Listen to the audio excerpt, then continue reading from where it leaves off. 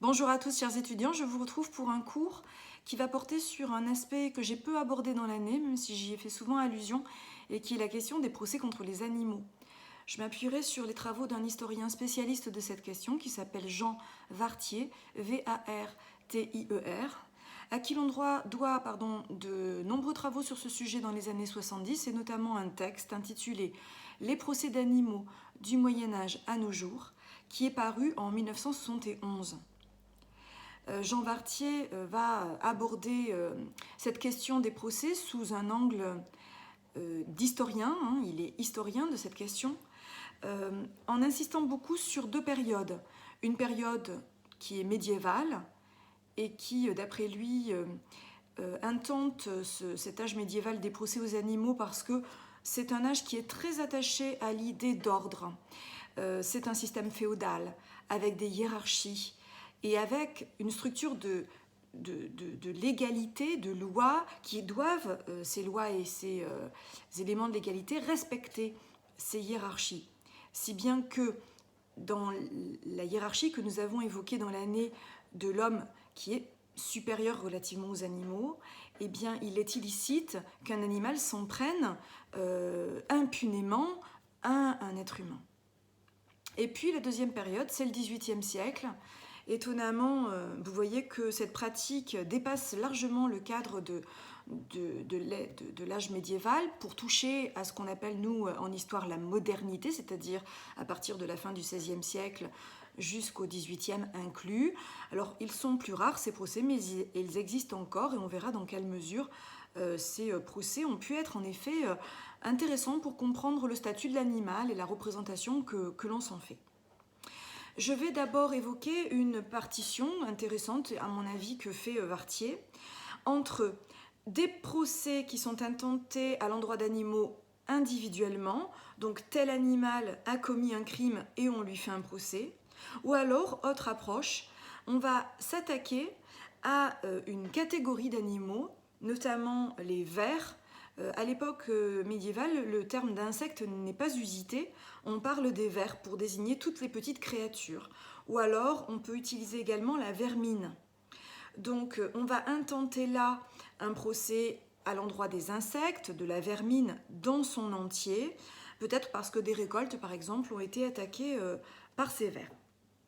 Donc, des procès qui se déroulent selon deux législations très très différentes, puisqu'il y a eu des procès intentés devant des tribunaux civils et d'autres ecclésiastiques. Donc là aussi, il va nous montrer comment ces deux types de procès diffèrent un petit peu dans la représentation qu'ils donnent de l'animal et de la criminalité de ces animaux. Donc deux juridictions, civiles et laïques d'une part et puis ecclésiastiques d'autre part. Alors les premiers procès sont manifestement des procès plutôt laïques dans l'histoire.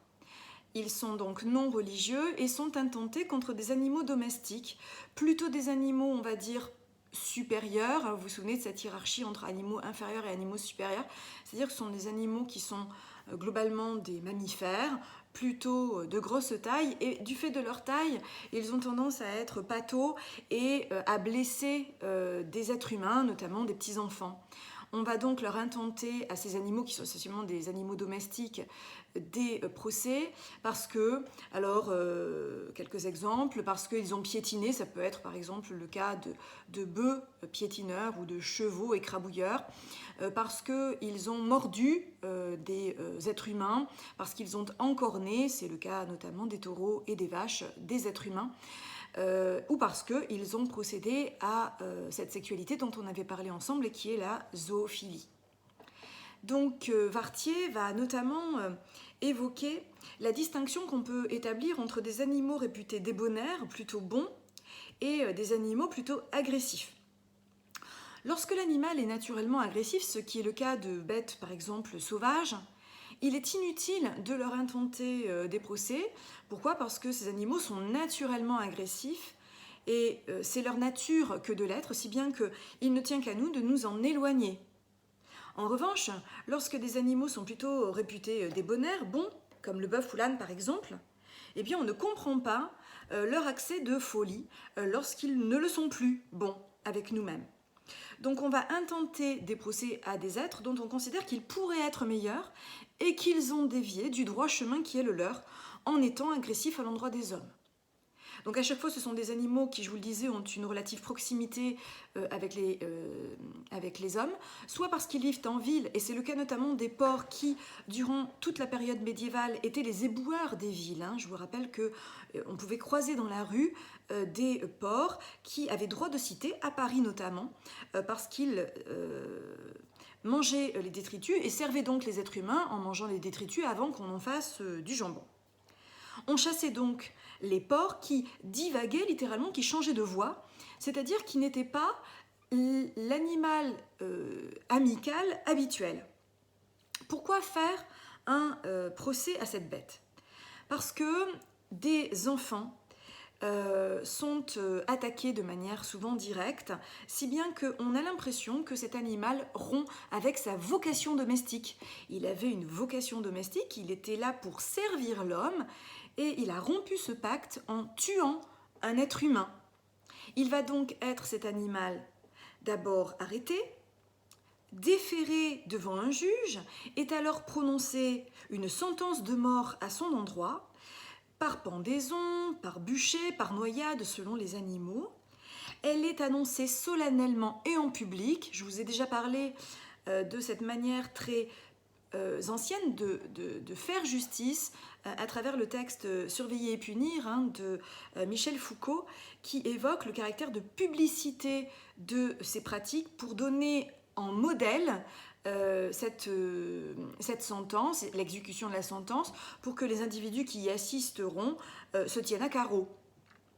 Donc on a des procès qui donnent lieu à une exécution publique. Les procès sont souvent très longs et sont étonnamment réalistes, puisqu'on va mobiliser tous les acteurs de la justice humaine traditionnelle.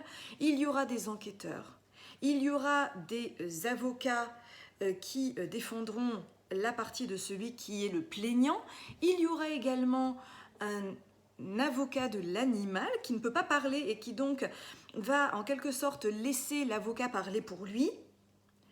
Et on sent que ces avocats, dont on a les rapports, Wartier les analyse très en détail, font moult efforts pour alléger la peine de l'animal, en rappelant par exemple que l'animal n'ayant pas d'âme humaine, donc aucun libre arbitre, ne peut pas être responsable d'un mal volontaire. Au mieux, il a fait le mal involontairement, donc il a cette circonstance atténuante.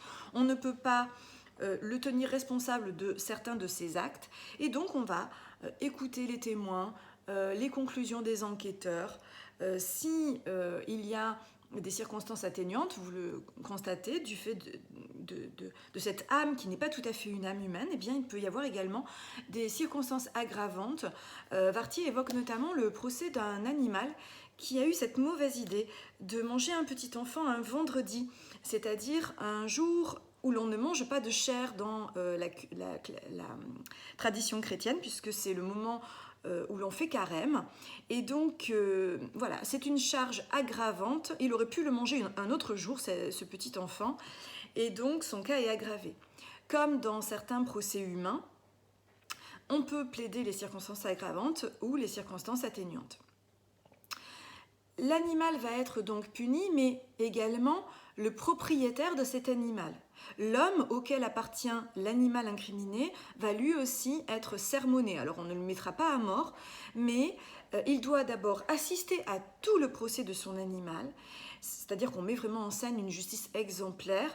L'homme est responsable de son animal et il a besoin lui aussi d'être rappelé à l'ordre, rappelé à la loi.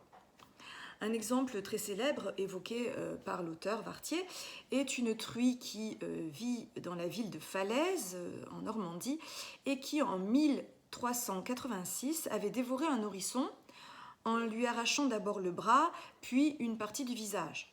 On met en scène sa mort par pendaison, en d'abord lui abîmant le groin comme il avait abîmé le visage du petit, en lui abîmant ensuite une patte puisqu'il avait lui-même arraché un bras de l'enfant, et on va l'habiller en être humain lui faire porter un masque d'homme à cette pauvre truie parce qu'on considère qu'elle a sa part de volonté, elle a sa part de cruauté. C'est-à-dire que là, vous le voyez, au lieu de considérer que c'est un être sans âme humaine, eh bien on l'anthropomorphise à l'excès pour faire apparaître quelque chose qui serait sa cruauté, une cruauté qu'elle devrait assumer. Donc on comprend que les hommes, au fond, intentaient de tels procès pour trouver un responsable à la mort de l'enfant. Il n'y a rien de plus insupportable que la mort de son enfant, et donc il fallait trouver un coupable à cette mort. Cela avait sans doute, ces procès, un effet cathartique sur l'âme de ceux qui étaient en deuil. Et puis je vous ai parlé bien sûr de cette société d'ordre qui a besoin de rétablir une norme. On ne tue pas impunément un enfant dans une société médiévale. Il existe d'autres procès, je vous les suggère en introduction, qui sont des procès donc intentés, non pas devant les tribunaux publics, mais devant des juridictions ecclésiastiques qu'on appelle les officiales dans les diocèses de France. On s'en prend cette fois à des animaux qui ne sont pas individuels, qui sont plutôt des hordes d'animaux et qui sont les prédateurs des récoltes. Par exemple, des sauterelles, des vers, des rongeurs, des chenilles, des insectes. C'est-à-dire que là, ce sont des dommages qui sont intentés, causés aux produits de la terre, aux vignes par exemple, et aux greniers. Et cela met les paysans dans un état de désarroi. Ils sont, ces paysans, très superstitieux. Et donc vont considérer que si Dieu est avec eux, alors ils vont pouvoir rétablir leur récolte ou leur terre dans un état de santé relative.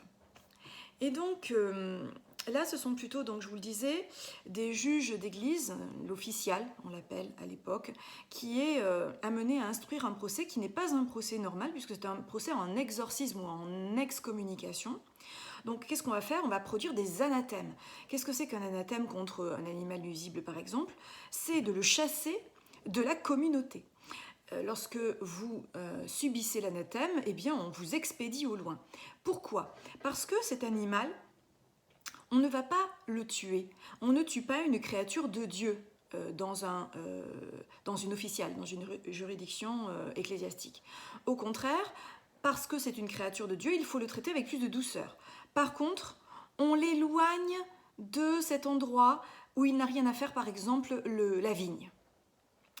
Et à coup de 5-6 excommunications, pour certains procès décrits ici par Vartier, eh bien, il faut que les bêtes s'éloignent des terres où elles sont nuisibles, qu'elles détruisent et ravagent. Vous voyez bien sûr la dimension de superstition de ces paysans qui vont croire à la réalité de ces excommunications ou de ces anathèmes. Il donne un exemple en 1596 de l'évêque de Cavaillon qui exorcise avec succès des dauphins qui encombraient le port de Marseille. Ce procès attend donc que Dieu intervienne en éloignant les dauphins, en éloignant les animaux. Et en effet, par exemple, lorsque un gel, par exemple, survient dans les récoltes, eh bien, on y voit une réponse positive de Dieu, puisque le gel va faire disparaître les nuisibles. Alors, ça peut éventuellement aussi faire disparaître certaines récoltes, mais les chrétiens croient en l'action de Dieu dans le réel, si bien que on va considérer que ces animaux étant en quelque sorte des suppôts de Satan ou des expressions du diabolique dans le monde, eh bien Dieu entre en conflit, non pas tant avec l'animal en tant que tel, mais en tant qu'il est celui qui est l'expression du diabolique ou du malin. C'est pour ça d'ailleurs que Thomas d'Aquin justifie des procès d'animaux, non pas en tant qu'ils seraient dotés d'une âme de type humaine, pas du tout. Vous savez qu'il refuse, comme Aristote, son maître, d'accorder aux animaux cette âme, mais en tant qu'ils sont l'expression de quelque chose de diabolique dont on doit bien évidemment se débarrasser. L'animal, vous le voyez, n'est donc pas jugé en tant que tel responsable du mal qu'il fait, puisque c'est le malin, le diabolique qui est responsable. Alors pourquoi ces procès, qui peuvent nous sembler vraiment abracadabrants, eh bien Vartier donne une interprétation de la chose. Il nous dit que d'abord, il faut se rappeler qu'à l'époque du Moyen-Âge, jusqu'au XVIe inclus, il y a énormément de charlatans, de sorciers, qui détournent les paysans de la vraie foi. Et donc la foi catholique reprend à charge ces procès en excommunication, parfois va demander à un être qui est pris par le malin de travailler aussi sur lui-même. Donc tous ces travaux qui ont l'air d'être de l'ordre de la pure superstition, eh bien l'Église cherche à les assumer à nouveau, parce que sinon, eh bien, ces peuples superstitieux iront voir ailleurs. C'est aussi si bête que ça. Donc il faut que les hommes restent dans le cœur de l'Église, restent des ouailles, et pour cela, on accepte d'intégrer ces éléments qui sont des procès en sorcellerie, par exemple, ou donc en excommunication. Le deuxième point que Warthier évoque, c'est le fait qu'il faut absolument distinguer ce que la théologie pense des animaux et ce que les paysans pensent des animaux. C'est-à-dire qu'ils ont un rapport moins savant, plus spontané, et donc ils ont tendance, parce qu'ils sont dans ce rapport, dans ce commerce quotidien des animaux, à leur concéder une intelligence, une âme, une roublardise, une ruse par exemple. Et dans un contexte très culturel où la montée de la sorcellerie est notée, eh bien on va intenter des procès à l'endroit des chats noirs, des loups-garous par exemple, et cela permet de se débarrasser de peurs populaires. Donc bien distinguer ce qui relève de la théologie savante. Aucun théologien savant, ni saint Augustin, ni saint Thomas d'Aquin, ni Malebranche, n'accepterait l'idée que les animaux aient une âme, mais les peuples, eux, sont plus superstitieux, plus naïfs, et il faut bien aller dans leur sens pour qu'ils restent dans le sein de l'Église. Donc on va chasser l'impur du monde, et pour cela, donc, se débarrasser de certains animaux. Non pas jusqu'à l'extermination, vous vous en doutez, puisque si l'arche de Noé a voulu que des animaux soient préservés, c'est pas pour les exterminer après coup, ça n'a pas de sens.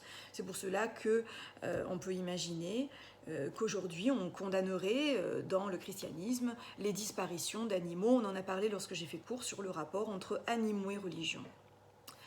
Certains cas de bougrerie, qu'on appelle aussi bestialité ou encore zoophilie de nos jours, sont traités par des procès déclenchés par dénonciation d'un voisin. Donc il s'agit d'incriminer la turpitude d'un homme ou d'une femme qui a ce genre de pratique sexuelle, mais également d'incriminer l'animal. Globalement, les uns comme les autres sont punis d'un châtiment mortel. On a cependant une exception, note Warthier, puisque une ânesse abusée a été sauvée de ce châtiment. Elle a été jugée non consentante et elle était aimée par les villageois, les religieux, qui ont refusé qu'elle meure inutilement du fait de la perversion de celui qui a donc abusé de cette ânesse. Alors, on pourrait peut-être faire le lien avec quelque chose de plus moderne et de plus contemporain, et qui est la question des zoonoses. Nous sommes dans une période de Covid où, vous le savez, dès le début de la crise, des études scientifiques et notamment la revue Science Advances avaient jugé responsables chauves-souris et pangolins de la diffusion du Covid-19. On n'a pas intenté de procès à l'endroit de ces deux animaux, mais il est vrai que la chauve-souris d'abord, qui l'aurait transmise ensuite a posteriori au pangolin, chez qui le virus se serait reconfiguré, puis du pangolin à l'homme, a jeté en quelque sorte une sorte d'anathème symbolique sur ces deux animaux. Le pangolin, vous le savez, est un petit mammifère recouvert d'écailles qui se nourrit essentiellement d'insectes. C'est l'animal le plus braconné au monde, bien avant l'éléphant et le rhinocéros.